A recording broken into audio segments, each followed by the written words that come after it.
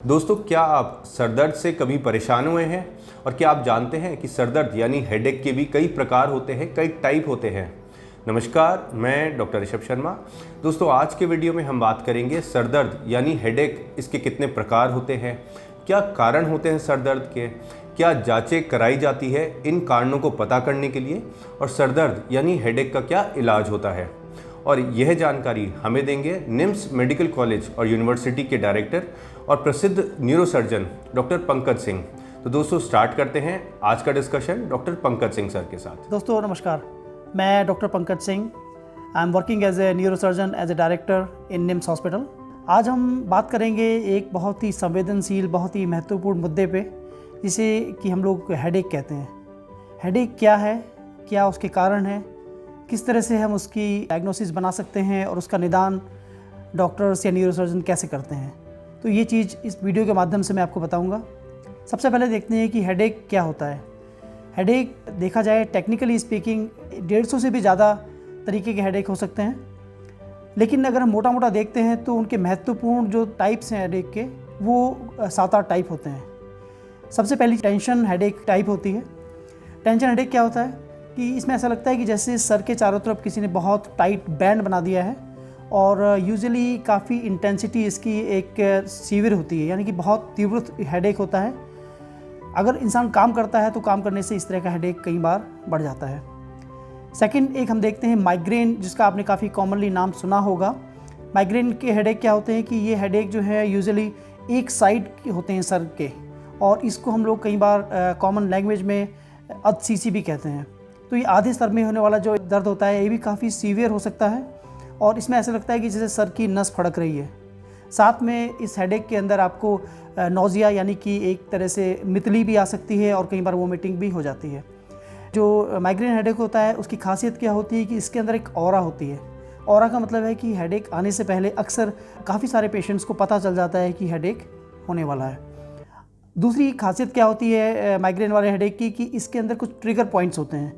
मेरे ख्याल से सभी हेडेक के कुछ ना कुछ ट्रिगर पॉइंट्स होते हैं, लेकिन माइग्रेन अपने आप में एक ऐसी वैरायटी है जिसमें ट्रिगर पॉइंट्स बहुत क्लासिकली लिटरेचर में डिस्क्राइब किए हैं। ट्रिगर पॉइंट्स की बात करते हैं तो जैसे सबसे इंपॉर्टेंट एक ट्रिगर पॉइंट होता है कि नींद की कमी, थकान होना। कई लोग जो होते हैं उनको चॉकलेट खाने से या अल्कोहल ड्रिंक करने से या स्मोकिंग के बाद भी माइग्रेन टाइप का हेडेक हो सकता है।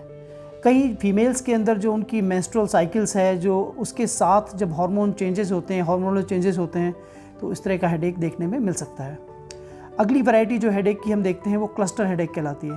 तो क्लस्टर जैसे कि नाम से लगता है कई सारी चीज़ों का क्लस्टर होगा, तो ये हेडेक जी हाँ क्लस्टरी के रूप में आता है। इस हेडेक के अंदर क्या होता है कि आपके सर में दर्द होगा पेशेंट के, लेकिन साथ साथ आईज़ में भी पेन होता है, नेक की मसल्स में भी पेन होगा, नोज़ में भी पेन होता है, आईज़ वाटरिंग होती हैं, और ये बेसिकली क्या है कि कुछ दिनों तक क्लस्टर में रहता है। यानी कि महीने में हम देखते हैं तो शायद ऐसे 5 या 6 दिन होते हैं जिसके अंदर क्लस्टर हेडेक हुआ, और फिर rest of the time patient जो है हेडेक फ्री भी हो जाता है। तो ये क्लस्टर हेडेक की वैरायटी है। अगली वैरायटी जिसे हम कहते हैं, एक नई चीज़ है, न्यू डेली हेडेक्स इसको हम कहते हैं। न्यू डेली हेडेक्स के अंदर क्या होता है कि हेडेक्स होते हैं और जो सीवियरिटी काफ़ी सीवियर हो जाती है। इस तरह का हेडेक जो है समय के साथ साथ प्रोग्रेसिव रूप से बढ़ता है, तो अपने आप में एक बहुत थोड़ा डिफ़िकल्ट टाइप की वैरायटी हो जाती है ट्रीट करने के लिए। अगली एक टाइप होती है साइनस की। जैसे आप जानते हैं कि साइनस होते हैं, आपके नेज़ल साइनसेस हैं जो कि नाक के आसपास हैं। जब उन साइनस में सूजन आ जाती है, जिसको हम यूजुअली कहते हैं साइनोसाइटिस, तो वो भी हेडेक का एक कॉज बन सकते हैं। एक हेडेक का कॉज होता है जो काफ़ी कॉमन है, लोग जिसको नज़रअंदाज भी करते हैं, वो है आपका नज़र का चश्मा। समय के साथ साथ, उम्र के साथ कई बार जो है नज़र इंसान की कमज़ोर होती है, और वो आँखों को ज़्यादा जोर डालना पड़ता है पढ़ने में या कोई चीज़ देखने में, उसकी वजह से भी अक्सर हेडेक देखा जाता है। तो ये वैराइटीज़ थी। अब हम देखते हैं कि इसकी डायग्नोसिस कैसे बने।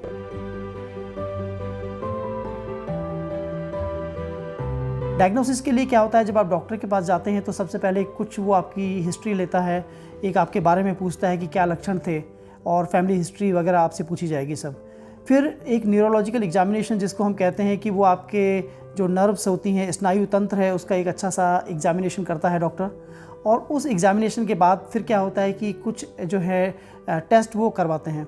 तो जो मोस्ट कॉमन टेस्ट होते हैं, ब्लड टेस्ट में हम कह सकते हैं कि जो नॉर्मल आपके ब्लड काउंट्स हैं वो देख सकते हैं हम लोग, लेकिन साथ साथ काफ़ी सारे पेशेंट्स में हम सीटी या एमआरआई स्कैन भी करवा सकते हैं। मज़े की बात यह है दोस्तों कि जो CT स्कैन और MRI स्कैन की फाइंडिंग है, हेडेक के ड्यूरेशन में या मोस्ट ऑफ द हेडेक्स में ये नॉर्मल आते हैं, जो कि एक तरह से देखा जाए तो अच्छी चीज़ भी है, क्योंकि जो हेडेक्स जो हैं किसी कारण की वजह से नहीं होते हैं, उनको प्राइमरी हेडेक्स कहते हैं हम लोग। तो प्राइमरी हेडेक्स के अंदर CT स्कैन या कोई भी टेस्ट नॉर्मल आएगा। लेकिन कुछ हेडेक्स ऐसे हैं कि जिसके अंदर आपका CT स्कैन या ब्लड टेस्ट या बाकी टेस्ट एबनॉर्मल भी आ सकते हैं। उन हेडेक्स को हम सेकेंडरी टाइप के हेडेक्स कहते हैं। ये सेकेंडरी हेडेक्स में जो सबसे इंपॉर्टेंट एक चीज़ होती है, जैसे कि ब्रेन ट्यूमर की वजह से भी कई बार हेडेक्स हो जाते हैं। उस स्टेज के अंदर हम ब्रेन के अंदर हमें एक ट्यूमर या कोई चीज़ मिल जाती है। लेकिन इस तरह के हेडेक्स की जो आम पब्लिक है उसके अंदर काफ़ी कम परसेंटेज है, तो घबराने की बात नहीं, लेकिन फिर भी इसे नज़रअंदाज करना उचित नहीं रहता।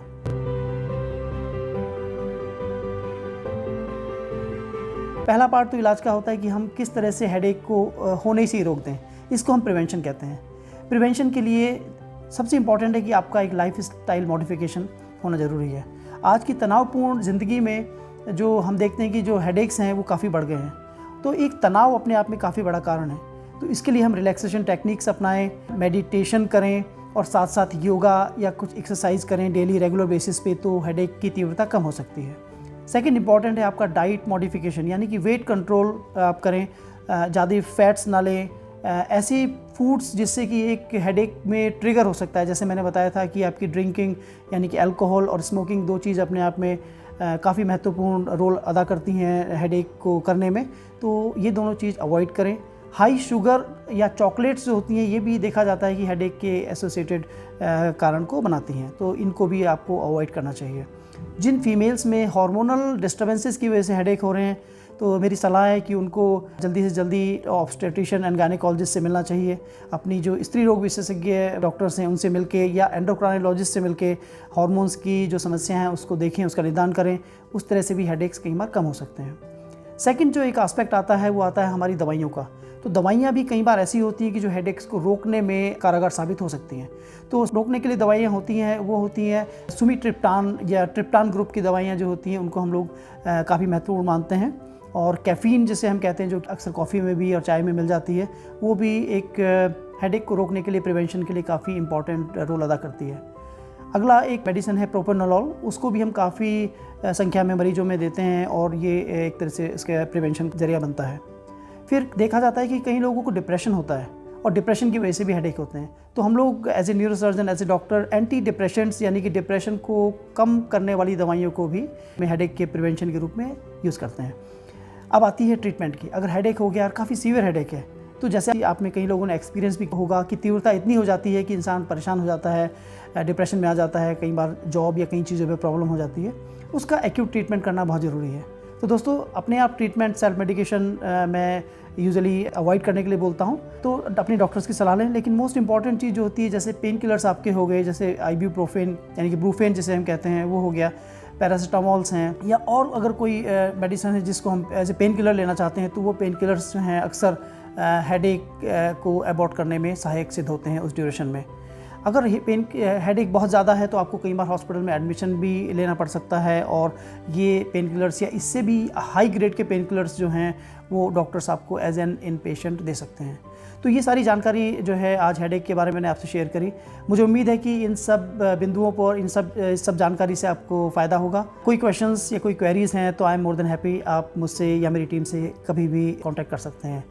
Thank you very much, all the best. तो दोस्तों, आज हमारे साथ थे निम्स मेडिकल कॉलेज और यूनिवर्सिटी के डायरेक्टर और neurosurgeon doctor Pankaj Singh sir, जिन्होंने हमें बताया कि सर दर्द यानी कि हेडेक के कितने प्रकार होते हैं, क्या कारण होते हैं सर दर्द के, क्या जांचें कराई जाती है इसके कारण जानने के लिए, और क्या इलाज होता है सर दर्द का, और बाकी हेल्थ और मेडिकल से रिलेटेड ऑथेंटिक, रिलायबल और यूजफुल इन्फॉर्मेशन के लिए आप हमारा channel the I doc health ज़रूर सब्सक्राइब करिए। बाकी अपना ध्यान रखिए, खुश रहिए। Thank you, take care.